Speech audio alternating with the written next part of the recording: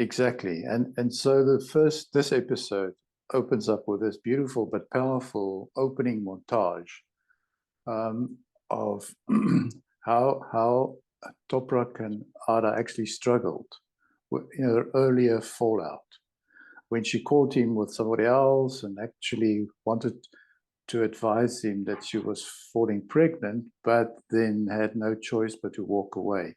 So that montage quite powerful. It gives us what, as we say, that struggle of the past, and then brings it straight back into the current moment where we have Toprak reflecting and giving Ada his mom's rose necklace.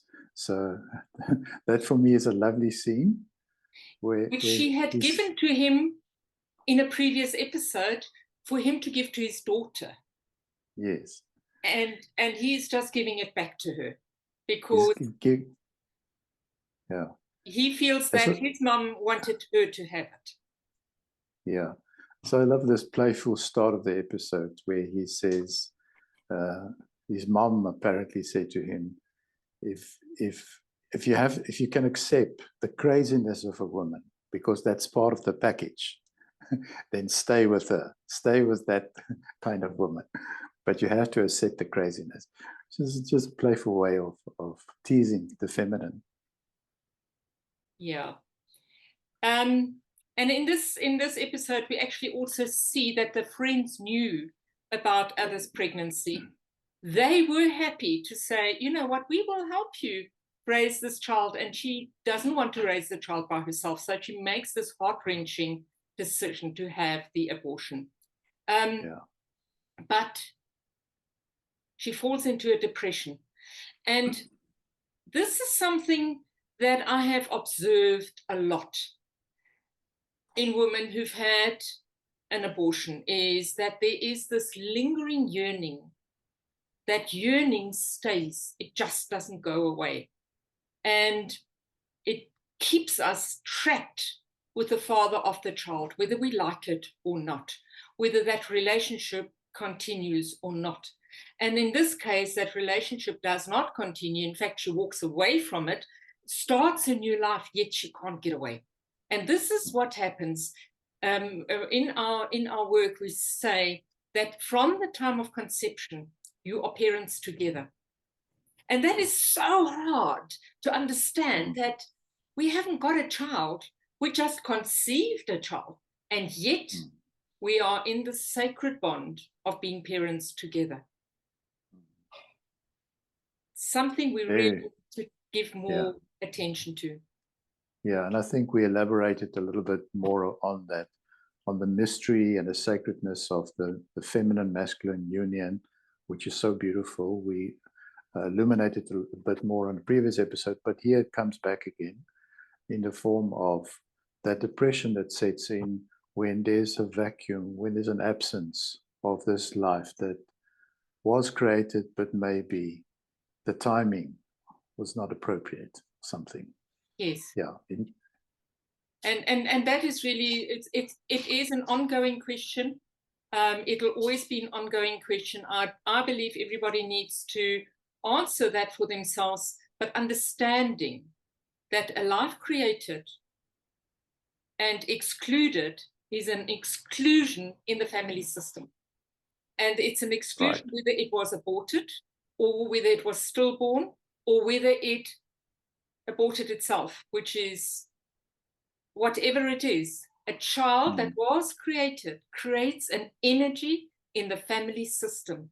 And to understand that is really, really key, to understand the significance of that energy. Right.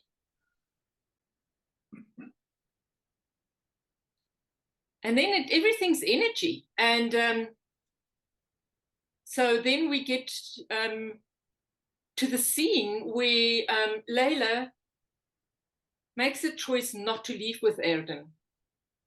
Yet he's captured, and she's captured as an accomplice. And they have this beautiful friend who comes and rescues her and gets her out of jail, and Erdem has to now pay his price. But again, this is now an end to that relationship. She really sees that she now needs to use her money for her own benefit, because that's the right use of the money. That's where the money belongs. And then she asks Fico to come into a partnership with her. And where she helped Fico with the restaurant before, now Fico is helping her. So it's an equal give and take. And I love that exchange where she helped Fico and Fico now comes in to help her. It's a beautiful give and change. At the same time, we see that ill-gotten gain doesn't go in a right way. Had she gone on that boat with Erdem, it would have remained ill-gotten gain. And now, because she uses it for herself, we can sense the prosperity that is going to flow for her in her new life. From a therapeutic perspective, we can also say maybe she came to the end of a toxic codependent relationship, and she now learned how to put a boundary in place and how to make new choices. Yes. A choice that reflects a more of a interactive and interdependent kind of relationship rather than a toxic relationship. So it's a quick transition, but in there is a gem of deeper understanding of what actually plays out in our constellation rooms. Yeah. It is, but it's as small as it is, it's very significant. Yeah. It is also significant we see at the end that Fico has spoken to his father, and it's significant that his fortune is now also going to turn around. Well, we assume that. Yeah. So this is what brings us to this beautiful sentence here. All things in life need balance, love, and compassion. Life is not about those earthly things. And that is really what life is about. All things in life need to be in balance. And I think that is what I really try to say with the balance that is being restored. And we can see in this whole episode, there's a lot of restoration of balance.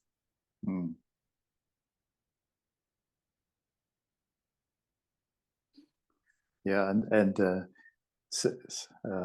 Fico takes this bashing from Muko quite in a calm and relaxed way, keeps his cool. He looks her with these shiny eyes, but she gives him a bashing, quite a bashing there. And I like the last sentence there that you quoted. Some things are meant to be and some not. Yeah, that is a lot of life is also about accepting things as they are. It's about surrendering to what is. And some things just flow and some things just don't. And all of that is life. But the other part here that is really key in this episode is the signing of the papers. Ada is signing her divorce papers while Sevgi is signing her marriage vows. And so there's an end in a marriage and there is a start in a marriage. So there's always this, what is not meant to be was a marriage that was not really good for either Elim or Ada, but it was. But it came to a good resolution, and so that was not meant to be. But then a new relationship is meant to be, the one where we see the festival with Sevgi and Fico getting married. Yeah. Yeah, like you say, it's the end of one and the beginning of another. And I think for me, always key in this work is to ensure that we facilitate good closures. Yes. Because if closures are open, then it keeps on haunting the system, and the system doesn't come to equilibrium. Yes. That relationship stays disturbed. So I think it's very important the way that Celine and Ada closes that period of their lives. Yes.